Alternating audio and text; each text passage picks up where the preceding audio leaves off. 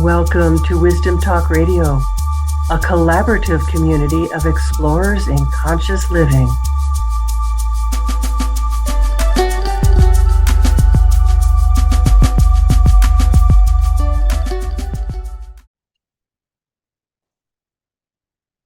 The exploration of the unknown has always drawn me.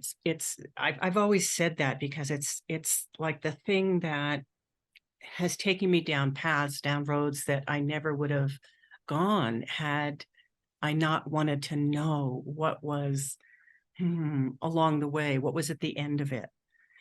So for me, travel has always been one of the ways that I find a deeper connection to myself and to my place in the world. It's also where I think in general, people can go beyond separation to that place of connection, that the other is me. And so I think courage, trust, and willingness are all needed in that journey on the path of the unknown, and sometimes in multiples. Travel gives us a way as a mirror to discover who we are. And today I've invited my friend Beebe Bahrami back to Wisdom Talk Radio because she has written a wonderful new book. I've been telling everybody about it and telling everybody they have to read it, called The Way of the Wild Goose, that profoundly captures this essence in her journey. So I'm Laurie Seymour, host of Wisdom Talk Radio and CEO and founder of the Baca Institute. Head there to discover your quantum connection with your inner guidance by taking the Quantum Connection quiz. We're each designed to connect with Source differently in our own unique way. And so knowing your own style is the first step of aligning with your inner guidance at a deeper level than you ever thought you could. And that is the secret to having abundant flow in your business and your personal life. So Colorado native writer and anthropologist Beebe Bahrami is the author of several travel books, including 2 memoirs set in France, Café and Café Neandertal, and her newest, The Way of the Wild Goose, set in France and Spain, where she's lived on and off, researched and written about since 1986. Beebe has also authored several comprehensive, and they really are, and literary travel guides, including Moon Camino de Santiago, which I've pulled out because I am really seriously now looking into doing the Camino next year.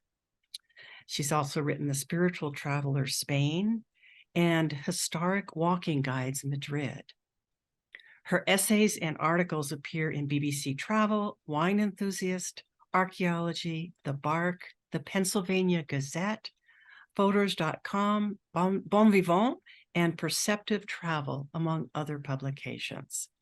Welcome, Beebe. I'm really excited we get to have this kind of a conversation again. Laurie, it's so great to be back. Thank you. I'm really happy to be here. Yeah, it's taken us a while to get here and finding our dates and doing all of that, but we're here. Yeah. Everything in time, on time. It's the Camino. That's right. Well, that's an interesting question I hadn't even thought about. I mean, I want to start in a different place. However, do you find, I know you wrote so much about that everything in its time, the right time on the Camino, but how do you find that in life?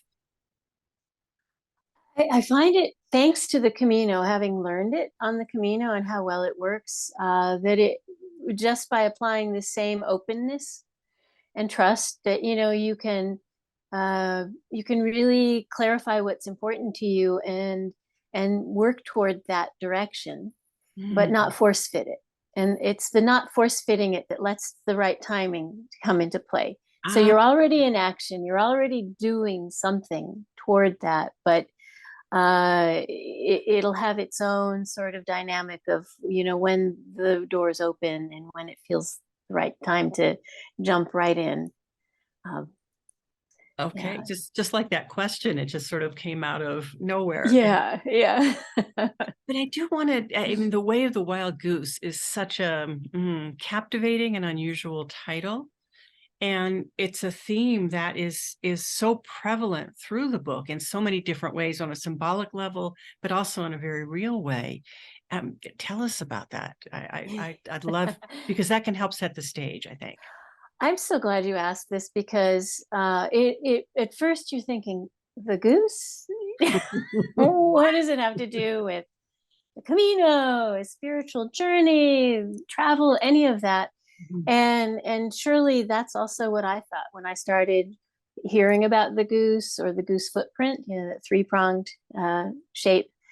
And I just thought, well, that just makes no sense. What does the goose have? And I feel like there should be a warning label on the book for readers saying, once you start reading about the goose, you are going to start seeing the goose everywhere. That actually there's a lot about the goose, and specifically on the Camino, I really, let me go back to when I first started hearing about it. Mhm. I first started hearing about it first when I just, was in Spain and was starting to learn to read Spanish. And then there was just literature, Spanish writers would write about it. And then I started learning French, and French writers would write about it. It was always connected to the Camino de Santiago, the pilgrimage route to Santiago de Compostela, where the purported bones of St. James the Greater, one of the apostles of Christ, is buried.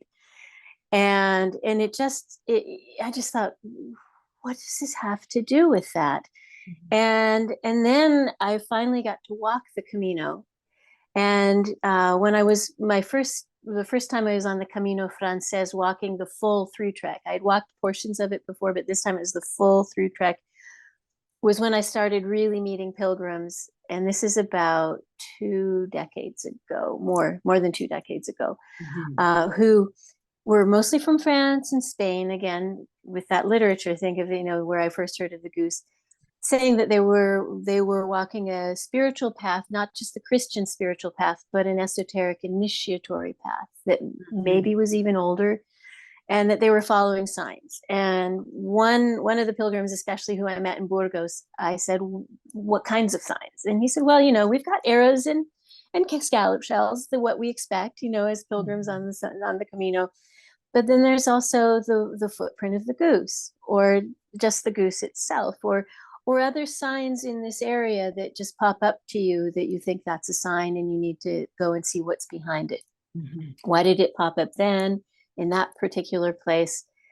And it still really didn't make sense. Mhm. But the more I started consciously thinking about it, the more the pieces started coming together, and I started seeing this much bigger tapestry unfurling before me, where the folklore of Europe, the native folklore of Europe, was interwoven with these geographies that were heavily trodden by pilgrims from all across Europe, that was telling of this older story of our relationship to the earth. Mm. And our relationship to the earth as a sacred being, the great mother, the Mhm. Mother Earth, the great goddess, and things that were very, very obvious and everyday and present for people who lived on the land and grew their own food, herded, hunted, gathered, planted crops.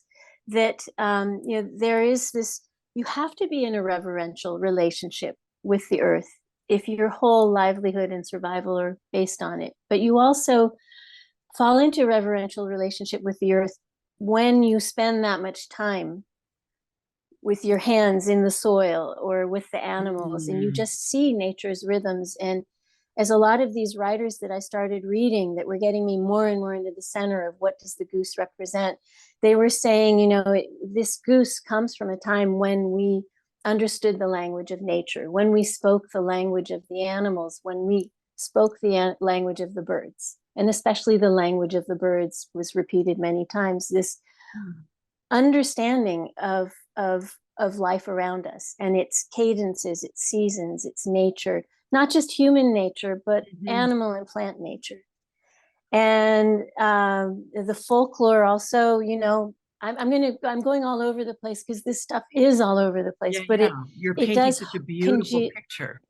Thank you. I'm glad to hear that, because it really does cohere into this bigger story of, one piece is Jacob Grimm, one of the brothers Grimm, who wrote in his Teutonic mythology, when he was his more scholarly work, putting it in this tome of all these stories that he and his brother had gathered and collected, that he started seeing patterns. And one of those patterns was that, in southern France, there's this being called La Reine Pédoc, who is in Occitan, the goose-footed queen. Mhm. And he said, well, in southern Germany, we have an old goddess, a pre-Christian goddess, who is goose-footed. And her name is Percha, or Percha. I might be butchering that. Please forgive me. and he said, and I see a similarity with other bird-footed, waterfowl-footed goddesses from all the way from Scandinavia across through Germany into France and towards the Pyrenees. And by then I was already immersed in the folklore of northern Spain and southern France. And I also was finding bird-footed women who were old divinities. And then it was Grimm who said, and I think she's related to Mother Goose. So, then Mother Goose gets pulled into this. And it seems like as we started as a society in a larger sort of conventional way, we're moving more and more in a patriarchal sacred direction. The religion was dominantly patriarchal. I mean, you have celibate monks, you have a whole order that's just men, that's very patriarchal. And the voice of the feminine divine was being more and more diminished. That it's around the same time that Mother Goose, as this safe, innocuous character, starts to emerge, who's telling us these stories, children's stories, but when you really listen to the stories, they're old earth wisdom stories. Yeah. And about a morality that's earthbound. And so these were ways that this old connection to the earth continued to hold on, even as and could do so in the face of this patriarchal dominance. Right. And why the Camino then associated with this? There's a whole other new layer then, but it's associated with all of this because this is the native, indigenous, folkloric, sacred underpinning of the territories through which the Camino runs. And then you have, in the Middle Ages right up to today, this network of roads all the way, they're making their way all across Europe to the northwest of Spain on a sacred holy road and mission that they're coming from all over Europe, and they're meeting each other and they're talking and they're sharing all these ideas. So there's this rich diversity that's continuing to be also carried forward and cultivated with each other, and these old ideas with the new are mingling. And that on top of pilgrims would start to equate themselves as being like geese because they were migratory creatures themselves. They would find a way to come together and look after each other and navigate together. They would also use the flight of geese, the actual flight of geese themselves, to navigate, to know, their direction towards the west. They were going west, and then when they were coming home, they needed to go eastward.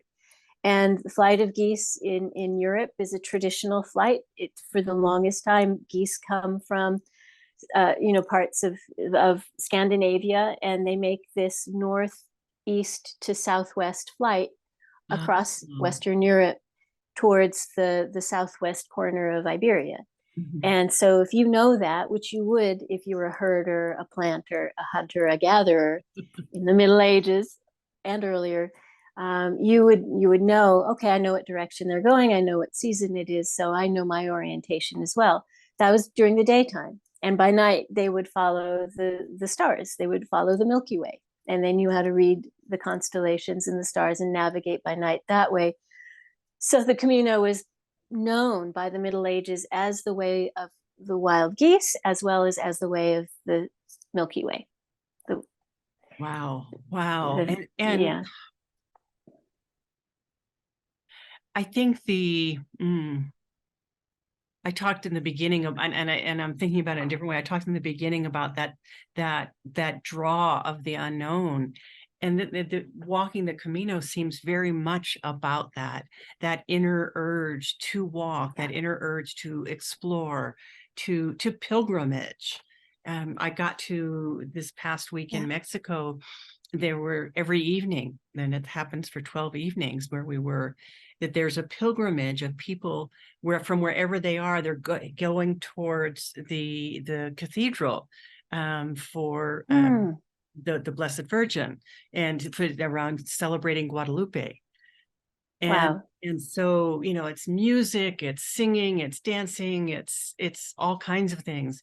But that sense of what it is to make a pilgrimage, to be a goose, to follow that way. What has it been for you, and why has this been so much a part of who you are?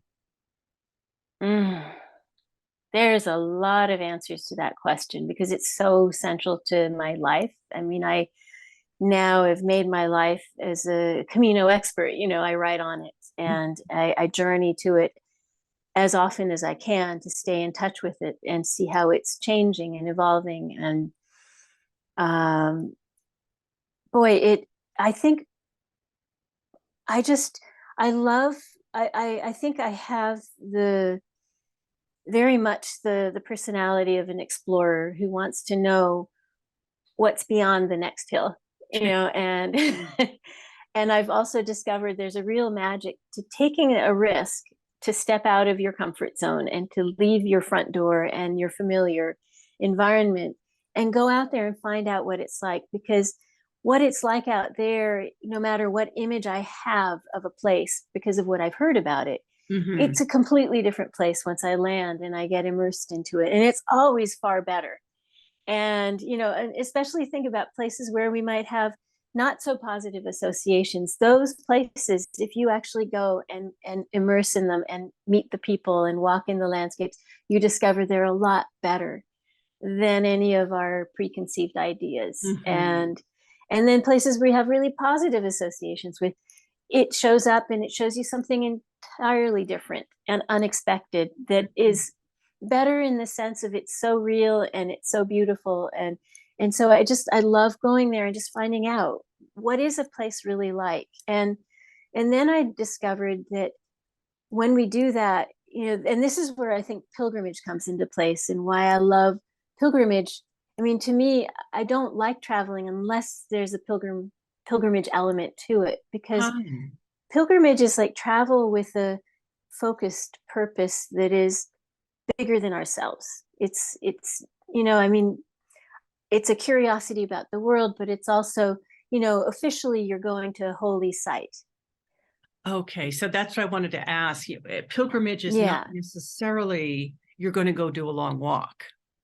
No, because even people who, like, I've met many people who walk the Camino, and they're the very beginning, they're like, I'm not religious. I don't even think of myself as a pilgrim. I'm just here because I hear it's so great and I want to go for a long walk and explore this wild and cultural terrain that's just so historic and has all these beautiful churches, and partake in the social life of the pilgrim and have the communal meal at night. And they're really compelled by that. But somewhere along the line, and usually earlier rather than later, they discover they are a pilgrim and they've been initiated to a sacred walk. And that sacredness is just by the orientation of being on a road like that, a path like that, heading towards a holy site. Even if for you haven't yet identified as that site as holy, you wanted to come along for the journey you heard about was so exciting or interesting. The outside world meets the inside world at a level I've never experienced before, where the two are then walking side by side. And the inner journey is very, very present with the outer journey in a way that as just a traveler, which I don't want to, put down just being a traveler, because I think that's fantastic that somebody will get themselves out there and travel. Sure. And get to discover new things. But this is right. A quality. Yeah. It has to do with that inner and outer experience. You're pretty much guaranteed on the Camino, and I would wager any other pilgrimage route that asks you to walk that far to get to the sacred site, that you are going to have an inner journey. It's just going to show up, and there are things inside you that will start appearing, and that just the walking and the on this path pulls out, and oftentimes in uncanny ways, like, something occurs to you as you're walking. Because I mean, think about it. You're walking for, it's like, say, 8 hours a day, sometimes some more, some less. You're carrying only what you need on your back. You are trusting that you're going to find a place to sleep, or even if you booked ahead, but you're still simplifying your life with you just carry what you need on your back. You walk, you sleep, you get up, you do the same thing. You walk, you sleep for 8 hours for a lot of reflection and things to come up, and just the meditative action. That's the other thing, to answer your earlier question about what's so appealing and compelling for me about pilgrimage and the Camino.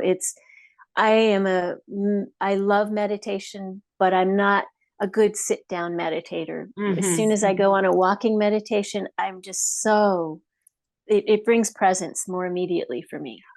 And it just is a natural fit for me. And I think that happens with everyone who walks. It is a walking meditation. And when you're doing it for 8 hours, it opens up a lot of space, not only to get really good at it, but then for all these things that normally we don't have time to reflect on, they just start coming up to the surface. And as we're walking, we're processing in this cadence, like this prayer bead rhythm of your footstep, and processing. And then the most beautiful thing is when you start dropping all the stuff you don't need anymore, metaphorically, on the side of the road. And some pilgrims even pick up rocks and put it on, one of the markers as a gesture of saying, okay, I've forgiven myself for that. I've let go of that barb that somebody said, 5 years ago, that still comes back and bothers me. I found a place of peace with my father's death. All these things people just start processing. And so it's a guaranteed journey. The interior journey is guaranteed with the exterior journey. But on top of that, as you get into this rhythm, people start showing up too, who help you. They really help you midwife whatever is coming through you, and birth it or let it go.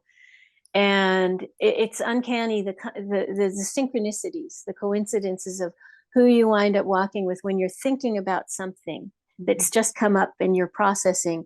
And it turns out the person who's just stepped in stride next to you is having either the same issue or is a super good listener, and then winds up saying the one thing that helps you completely release it or understand it, or you have an aha moment with it. That just never gets old, because it is a guarantee it happens. Yeah. I wanted to ask you about, you walked with your friend Sarah, and Sarah's actually how I know you. Yes. How we first met. And I mean, that was one of the pieces, because this book is 3 journeys long, which is pretty amazing. Right. And I want to ask you about that too. But walking with Sarah, I'm asking this because, as I've said, as I've given voice to, this is something that I think I want to do next year. I've had all these people say, oh yeah, me too. Can I come with? And I'm really questioning that. I don't know if I want anybody else to come with. I'm terrified to go myself. And I also don't know if I want anybody else to go with me. So can you speak to that a little bit from a personal standpoint? And Sarah was very used to, doing pilgrimages. So yes. And indeed, and to just touch in on the book, it's 3 pilgrimages that I devoted consciously to tracing what's the goose about on the Camino. It was sort of, it set me on this mystery quest, and it took 3 pilgrimages for myself to puzzle out what's the goose symbolism, and with the Camino, what is all of that about. And the first pilgrimage in the book is indeed with Sarah. It's a pilgrimage in France, on one of the historic routes in France, in southern France. And by the time I had decided to make that pilgrimage with her. And she was actually on a separate journey, a separate pilgrimage for herself. But she and I had met, and we had both walked the Camino before many times, and in my case, almost every time by myself. Mm-hmm. And my first choice is to walk it by myself. And I will definitely go into reasons why. But when Sarah said, "Do you want to walk this together?" it hit that chord of just knowing inside that there was no doubt whatsoever that yes was the answer. And because I was just thinking, for one thing, she's a veteran pilgrim, and she knows. I already had told her about this whole mystery of the wild goose that I was tracing and chasing, and she kind of knew that this would really help me get deep into some of the material that on the ground that was associated with the goose, because these routes in southern France are running right through traditional goose territory. I mean, this is not only where the wild geese and their migratory route would stop to rest and feed up and then continue, but these are regions in France that are known for their goose and duck products, foie gras and confit and cassoulet, So we were walking right into the heart of goose territory. So it was really easy to say yes. Especially because I knew her well, and I knew she has the same sense of independence that I do. So we were going to respect each other's pilgrimage and let it be what it needed to be for each other. And so we knew there would be days where we might want to walk separately, or we didn't want to talk a lot, or there would be days where we really wanted to talk a lot, but we needed to make sure the other one was also open for that and not in a space where they needed quiet and solitude. So that was somebody it was really easy to say yes to. I like to walk by myself because I really like to listen to what feels right to me and where I want to stop and how fast I want to walk. I don't always want to be talking. I want to have moments of total silent, retreat, as I'm walking. And I've also found that when you're walking the Camino, unless you're walking a really remote route of it in winter, you are not going to be walking alone anyway. Yeah. There are going to be many people on the trail. So I would say, like, if I were to, anyone's thinking about, I really am finding it appealing to walk alone, but I also have some friends saying, I'd like to walk with you. I would say, have a really honest conversation with those friends. If you're even thinking of saying, yes, come walk with me, that gives you that much space and freedom to do your own walk anyway. And, maybe you can even say, why don't we all walk it alone, but at the same time, and touch in with each other? Yeah.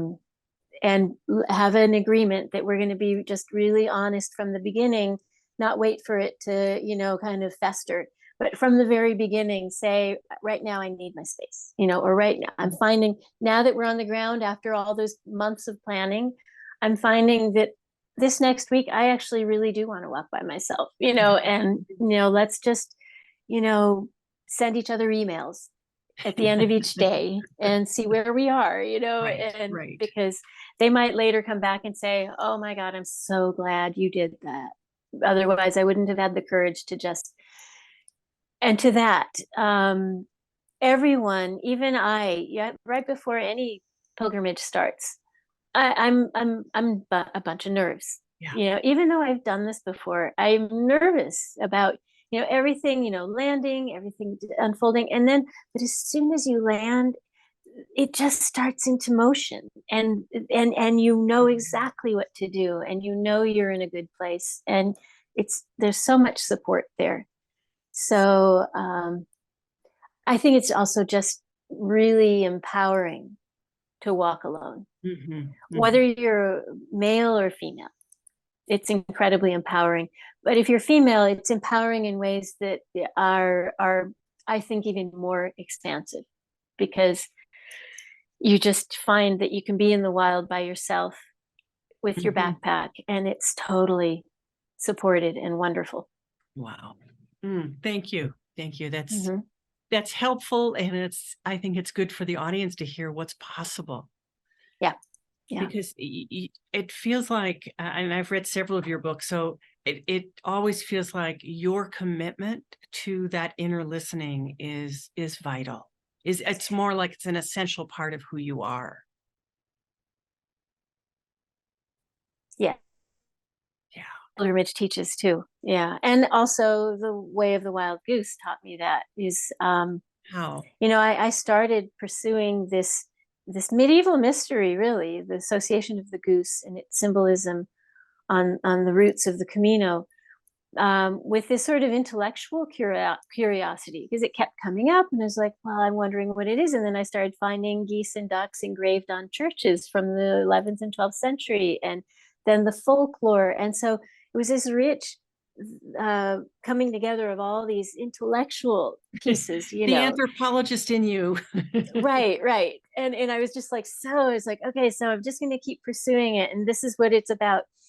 But what I didn't realize was, as I started following the goose more deeply, that I was going to become just like those French and Spanish pilgrims that I was meeting years before, who were initiates on this spiritual path, following signs of the goose. That it just started happening, that as I started looking for signs of the goose, these uncanny synchronicities started happening. That I realized, my God, I'm being initiated. This is a real thing. This road has a real energy, and now I'm being initiated. But I didn't realize it until I was well past midway through, my second goose devoted pilgrimage, and then by the third one, I knew, and I was more willing to submit to the more personal journey.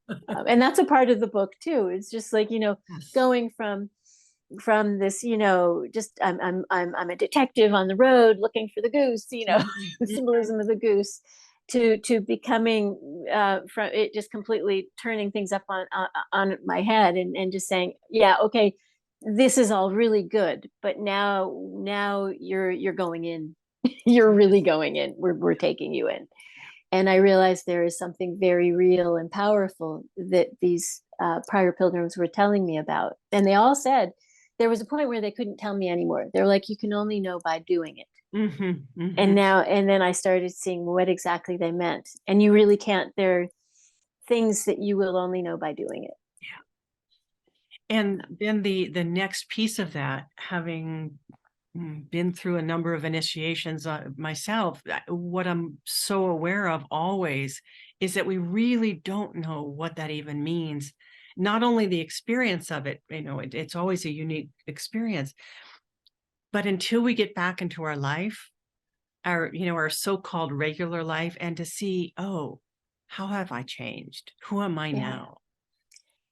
Exactly. I even think of they're not many, but there are a few pilgrims I've met who get to Santiago de Compostela, and they kind of go, well, everyone says this is a transformative journey and you're changed by the time you get here, but I don't feel like anything remarkable happened, and I'm I don't feel changed, and they feel almost. And then a couple of them I was able to touch in with 6 months later, and then 12 months later, and it's like, and it confirmed this truth that when you get to Santiago de Compostela, you're only halfway home. And sometimes you won't know the changes. I mean, I've now walked well over 45 pilgrimages on different routes across Europe, and in Spain, in France, in Portugal. And the first full 500-mile walk that I took, which was not my first pilgrimage, but was the first really long through trek, is the one that is still, I'm still learning from. I'm learning from all of them though, but that one, because it was the first really long one, I'm still unraveling a lot of it. And then there were ones that came after it and ones that came before it. And it's just in this wonderful non-linear way. Some moments on those treks will come back to me, and I'll suddenly see them in the bigger picture of who I've become in my life and what that experience was about. And so I mean, I really encourage people to be to not judge anything about their journey. And if they get to Santiago de Compostela and kind of feel like nothing's happened, just to say, just hang on there. This could all be still so much in the digestion stage. You're still digesting. That the meaning is going to start coming up, and you're going to realize it was far more significant. And sometimes we can't even handle how significant the changes are because it's too overwhelming. And if you've walked 5 weeks to 6 weeks just with what you need on your back and just simplifying your life to walking, eating, sleeping, and you're meeting people, especially on the most historic route of the Camino Frances, which is across the north of Spain from the Pyrenees to Santiago de Compostela. And it's the most historic. I mean, because it's the one that was the most built up, and has the most support structures from, the 11th century forward. It's where was I going with this? It's so you're walking on this. Oh yeah, I know where I was going with it. You're walking on this super historic route that's the most popular today as well. So on any given year, about people from 190 different countries are walking it. So you're walking 500 miles. You're meeting people from 190 countries or more, or a little less, but still, that's pretty mind-blowing. Where else in the world can you go and not only meet people from all over the world, but have really heartfelt conversations with them, where most people, when they meet, they don't even ask your name. They don't even ask what you do for a living. They say, what are you walking the Camino for? And what are you thinking about right now? Or, you have these deep conversations with people you may never see again. You don't even know their name, but you feel like they're a sister or a brother already. And that's an incredibly powerful experience, to the point of overwhelming. That when you arrive in Santiago de Compostela, it's impossible to process all those conversations and all those people from all over the world you've met and all the miles you've walked, and the fact that all you need are 3 shirts, 2 pants, 3 socks, 3 underwear, a hat, and a water bottle. That life, that's all you need. And so it's overwhelming. And then you go home and no one knows what you've just been through, that all you need are 3 shirts, 2 pants, 3 socks, 3 underwear, and a water bottle. And that you've had all these conversations, profound conversations with people from 190 countries.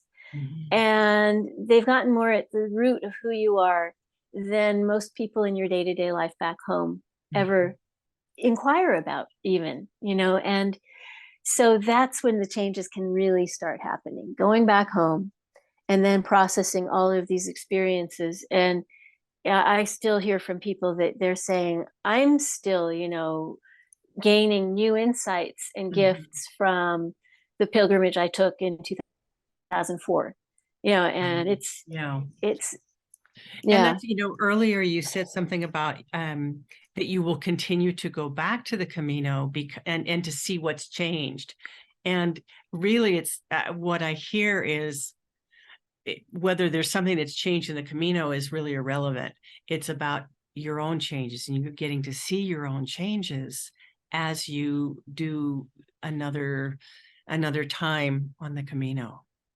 Yeah. Whew. Yeah, it's never the same journey. Yeah, that's one reason why I keep going back, and many people do. Do you feel like there's more for you to discover internally around the goose, about the goose, and the way of the wild goose? I think so. I think I got the core part of it in the book. I really, those 3 pilgrimages, and I didn't plan on saying, okay, I am going to walk 3 pilgrimages and I'm going to discover the meaning of the goose. It was I took that one pilgrimage that said I'm going to go look for goose signs very consciously, after years of immersing myself in the literature and reading up about the architecture and art history and talking to pilgrims. and and then being on another Camino and hearing yet another pilgrim say, I'm following the signs of the goose, and I'm going, what, or really, the really cincher was for me was, and it was not one of the 3 pilgrimages devoted to the goose, but it was an earlier one where I arrived in Logroño in La Rioja at about the 1/3 mark of the Camino Frances, of that 500-mile trek across northern Spain, where I walked into Logroño and the square of Santiago, Plaza de Santiago, right on the Camino. It's right in the center of the historic city. And saw inlaid in the plaza a life-size Game of the Goose. Right. So we're going to have to talk about the Game of the Goose now too, because I had heard about the Game of the Goose. It's like Snakes and Ladders or Chutes and Ladders, and it's a game of chance. You throw dice. You have squares on a sort of labyrinth-like or serpentine-like game board with 63 squares. You throw the dice. You move your piece. 6 of the 63 squares, 13 of them have geese on them, and geese are lucky. So if you land on a goose square, you get to go forward the same amount that you rolled on your dice to get to that square. So, but there's also ordeals on it. So there's like a prison and a well and an inn. And if you land on these, somebody has to land on that square to release you, pop you out of jail, or out of the well or out of the inn. So it's actually a really hard game to win because of all these ordeals and things. And then you have to roll exactly the right number when you're close to 63 to land on the winning square. And if you don't, if you roll more than that, then you have to go into the winning square and then go backwards to finish the count on the dice. And this time, if you land on a goose square, you have to slide backwards the same number that you rolled. So it gets really complicated. Kind of like life, or somebody said, or like the Camino. We plan this Camino, we get excited, we think it's just going to be, day 1, day 2, day 3, and you land on the Camino, and no matter how well planned it was, the Camino is going to obliterate your plans and give you something far better because you're on the ground now and dealing with the reality. But but I was thinking, what is the Game of the Goose doing on the Plaza de Santiago, which is Santiago is St. James in Spanish, right? This is right on the Camino. And then when I found out that a parish priest in Logroño was behind the design of that board game on the square, and he himself was saying, the Game of the Goose is a metaphor for the Camino, and both are a metaphor for life. And if you were really to follow the Game of the Goose and the Camino at its deeper levels, you'll see it as a spiritual path of initiation. So this is where the goose and the Camino came together for me. And when it was coming out of the thinking of a parish priest in Logroño, I even stood up and paid more attention. Yes.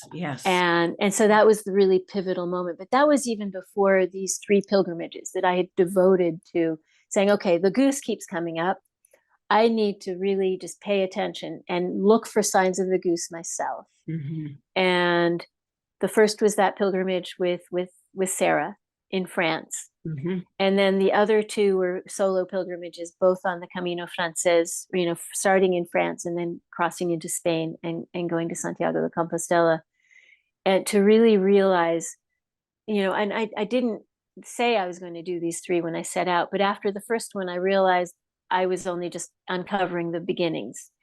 And then the second one taught me I'm now uncovering more. I'm a little deeper in. And by the time I was about halfway through on the 3rd pilgrimage that was really consciously devoted to following the signs of the goose, I suddenly realized, I think I have it. I think I understand this as a body of, lore and experience that I can convey to others as a whole. And so in that sense, it's complete, it's done, but it's never done. I mean, as soon as this book went to press and everything was done and it was coming out, I started seeing more and other evidence for the goose that and then I realized, but it's actually reinforcing what I've already written about. It's just more evidence saying more of, saying yes, yes, yes.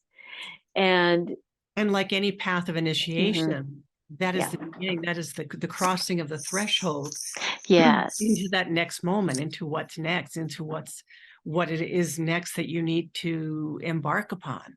And Yes. so, yes, there's this body of lore that you have really captured in such an incredibly captivating way. And then there's the, what does that mean? What does that mean for you? How does that guide you in your life? And the beauty of this is readers will find that, I'm giving you my way of the wild goose, Mm-hmm. and I'm in it is the references to the literature and the archaeology and the art history, and even some of the science that is, even theological debates that are just, they're there, and readers can go find those sources too and read them. So it's all in there. But then this was the path that the goose revealed to me. And so at some point I had to start reading the signs for myself, not just for their universal historic meaning, but for what is it? Why is it I'm seeing this now here? And I've heard from readers that as they're reading it, there's, like I said, there should be a warning label because you're going to start seeing geese everywhere. But they're saying, but it's significant when the geese start appearing. It's like I'll be thinking about my mother while I'm driving, and then suddenly a flock of geese fly overhead. And they're going, why then? Why in that moment? Because now remember, I was thinking of my mother. And how, what I want to tell her. And so it becomes very personal, and people will find their own goose signs. And all those goose signs are very personal and signal an original journey unfolding inside each person. But it is grounded in this larger universal experience. Yeah. And that's what's so magnificent about, both about how you write in general. I mean, that's been my experience of your writing, is that it's personal. It's the personal grounded in the universal. And thank you. That is always so moving to me, because I get to play with that in so many different levels and know, oh yes, this is something that reflects to me about me, but then I am not alone, and I am part of this whole. And when we can remember that we are part of this whole, everything shifts about our relationship to life. Yeah. Ooh, Beebe, any last words? I want to ask you how people can, I know your book is everywhere, but how can they find out more about you and other things that you've written? They can definitely go to my website. But anywhere they like to get their information about, the books they like to buy, I mean, if you have a favorite bookstore, or, you like to buy online, it's everywhere. It has good distribution. Definitely on my website. I just joined Instagram, so there should be more, you're such Instagram a and news. Photographer. Oh, Thank I can't you. wait to follow you on Instagram if I haven't done it already. I don't remember. Well, I only just got on there, and I'm still figuring out how it works. So, but definitely. But you know what? I just Google my name, and what's happening most recently is bubbling up to the top. So that's great. And I will make sure that your website is in the show notes. Thank you. That'd be great. Yeah. Thank you again for gracing our airwaves once again. It's such a pleasure to be with you, Beebe. Thank you, Laurie. It's such an honor to be back and to be speaking with you and with your listeners. I'm really honored. Thank you. Thank you. And thank you to our listeners, our viewers, because we're now on video as well, for being with us today at Wisdom Talk Radio. And I should say this, if you are listening to this as a podcast somewhere, know that you can also go to YouTube and find us there on the Wisdom Talk Radio channel. And you'll get to see the book. You'll get to see Beebe's beautiful face and all of that. So, but always join us here regularly for more wisdom, discovery, and illumination.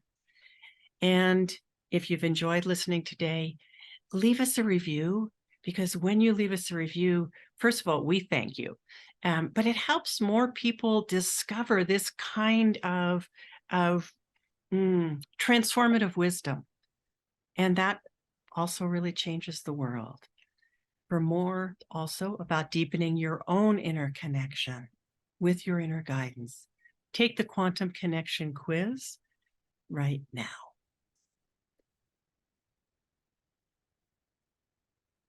Thanks for joining us here at Wisdom Talk Radio. We wish you well in your conscious explorations. For more information and to join in the conversation, our website is wisdomtalkradio.com or at Wisdom Talk Radio on Facebook.